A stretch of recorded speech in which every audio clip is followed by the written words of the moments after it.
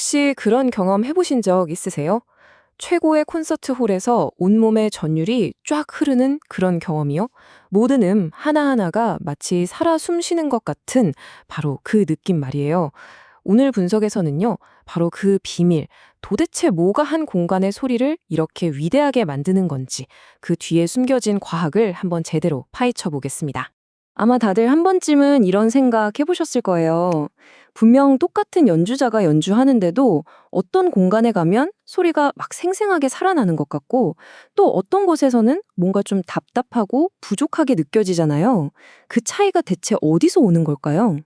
옛날에는 말이죠. 위대한 건축가들이 자신의 감이랑 경험에만 의존해서 공연장을 지었어요. 그래서 성공하면 전설이 됐지만 실패하는 경우도 꽤 많았죠. 하지만 이제 시대가 달라졌습니다. 이건 더 이상 단순한 예술이나 운의 영역이 아니에요. 소리를 정밀하게 측정하고 예측하는 과학의 시대가 열린 거죠. 자, 그럼 여기에 한번 빠져들어 보죠. 공간의 음향을 객관적으로 숫자로 딱 측정할 수 있게 된 데에는 아주 핵심적인 개념이 하나 있습니다. 바로 임펄스 응답이라는 건데요. 모든 비밀을 푸는 열쇠가 바로 여기에 있습니다.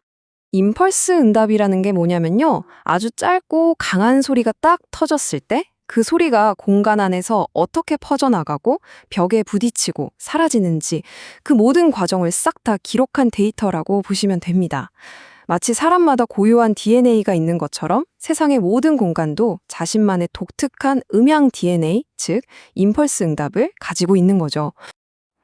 자, 이게 바로 그 임펄스 응답 그래프입니다.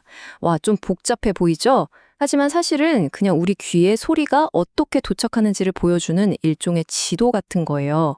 여기에 뾰족뾰족하게 솟아오른 거 보이시죠? 이 스파이크 하나하나가 전부 다 벽에 부딪혀서 우리 귀에 들어오는 각각의 소리라고 생각하시면 돼요. 자, 그래프를 한번 자세히 뜯어볼까요? 맨 처음에 가장 크고 강하게 팍 하고 튀는 저 스파이크. 저게 바로 직접음입니다. 악기에서 우리 귀까지 아무 데도 안 부딪히고 곧장 날아온 소리죠. 그리고 그 뒤에 자잘하게 따라오는 수많은 스파이크들 있잖아요. 그게 전부 다 벽이나 천장에서 반사돼서 오는 반사음, 그러니까 메아리들입니다.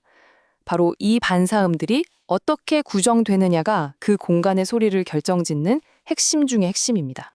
그렇다면 음향학자들은 이 복잡한 소리 지문을 대체 어떻게 읽는 걸까요? 어떻게 이걸 보고 우리가 와, 소리 좋다 라고 느끼게 될지를 예측할 수 있을까요? 지금부터 이 데이터를 우리가 느끼는 감성으로 바꿔주는 몇 가지 핵심 지표들을 한번 살펴보겠습니다. 첫 번째 주자는 바로 객관적 명료도 180입니다. 이름은 좀 어려운데 개념은 간단해요.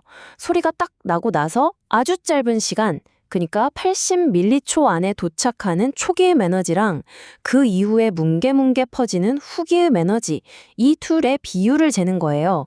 이게 왜 중요하냐면요. 이 10, 80 값이 높으면 음악의 음표 하나하나가 또렷하게 들리는 거고요. 반대로 낮으면 잔향이 소리를 덮어버려서 좀 뿌옇게 안개 낀 것처럼 뭉개져서 들리게 되는 거죠. 우리가 흔히 말하는 소리가 선명하다, 흐리다 하는 느낌을 정확한 숫자로 보여주는 겁니다. 자, 다음은 소리의 방향에 대한 이야기입니다. 초기 측면 에너지 비율, 줄여서 LFAH라고 하는데요. 이건 또 뭐냐면 아까 말했던 그 중요한 초기 음들이 정면에서만 오는 게 아니라 얼마나 우리 양 옆에서 오는지를 측정하는 거예요. 이게 진짜 중요한 게요. 바로 이 LF 값이 우리가 공간감이나 몰입감이라고 부르는 느낌을 만들어내거든요. 옆에서 오는 소리가 많을수록 우리는 마치 음악의 폭 감싸이는 듯한 느낌을 받게 돼요. 소스가 훨씬 넓고 입체적으로 들리게 되는 거죠. 오케스트라 한가운데에 앉아있는 듯한 기분이랄까요? 마지막으로 총 음압 레벨 G입니다. 이건 제일 쉬워요. 간단히 말해서 공연장 자체가 소리를 얼마나 키워주느냐, 즉 음량 기여도라고 할 수 있습니다. 연주자가 내는 똑같은 소리라도 이 공간이 소리를 얼마나 더 풍성하게 혹은 약하게 만들어서 우리 귀에 전달하는지를 딱 수치로 보여주는 거죠. 그래서 G값이 높으면 소리가 아주 힘있고 가깝게 느껴지고 낮으면 좀 힘이 없고 멀게 느껴지는 거예요. 왜 똑같은 오케스트라인데 어떤 홀에서는 엄청 파워풀하고 다른 홀에서는 좀 약하게 들리는지 바로 이 G값으로 설명이 되는 겁니다. 자, 그럼 지금까지 나온 얘기를 잠시 정리해 볼까요? 여기 표를 보시면 한눈에 들어오죠. C80은 소리가 얼마나 선명한지, LF는 얼마나 공간감이 있는지, 그리고 G는 소리의 크기와 친밀감을 결정합니다.